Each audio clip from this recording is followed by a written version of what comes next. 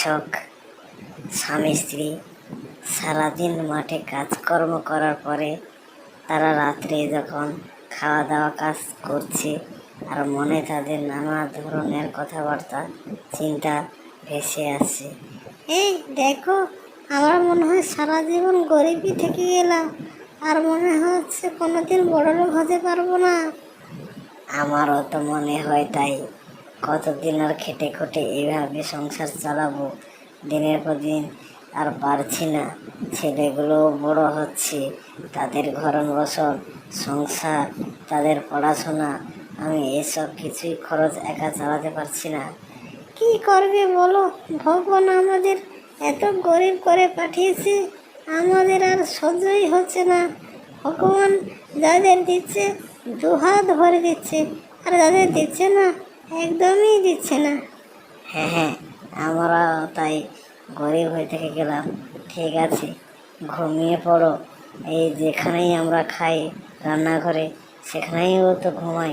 আমাদের আর কোনো ঘর বাড়ি নেই, আমরা সারা জীবনে গরিবই থেকে যাব। হ্যাঁ, আর কথা বলো না, রাতও অনেক হয়েছে।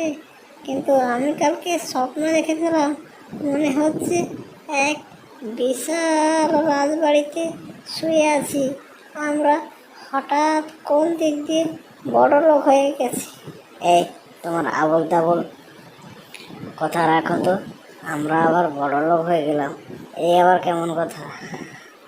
ভগবান এত আমাদের সুখের জীবন দেয়নি যে আমরা হঠাৎ বড় লোক হয়ে গেলাম। सब्सक्राइबर ने रिक्वेस्ट की कि जो टीवी वाले मुझे बैकग्राउंड चाहिए, ये मैंने उसी के लिए बनाए हैं और जिसको भी जरूरत हो वो ये ले सकते हैं। और किस तरह के ग्रीन स्क्रीन आपको चाहिए या फिर बैकग्राउंड चाहिए वो मुझे बताएं। मैं बड़ी मेहनत से ये आपके लिए बनाती हूँ और मेरी वीडियो को लाजमी देखें और मेरे चैनल को सब्सक्राइब करें। शुक्रिया, अल्लाह हाफिज। আমার আর সহ্য হচ্ছে না, সারাদিন চাষিবাসে খাটার পর আমি কিছুই আর ভালো লাগছে না।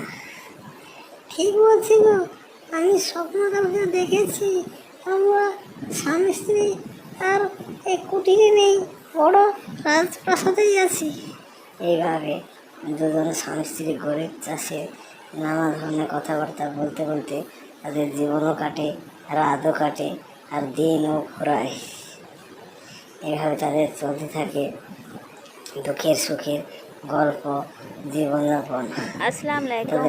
मेरी एक सब्सक्राइबर ने रिक्वेस्ट की कि जो टीवी वाले मुझे बैकग्राउंड चाहिए, ये मैंने उसी के लिए बनाए हैं और जिसको भी এরকম তো আমার চ্যানেলটিতে সবাই ভিডিও পেতে লাইক, কমেন্ট, শেয়ার এবং সবাই চ্যানেলটি সাবস্ক্রাইব করে রাখুন প্লিজ।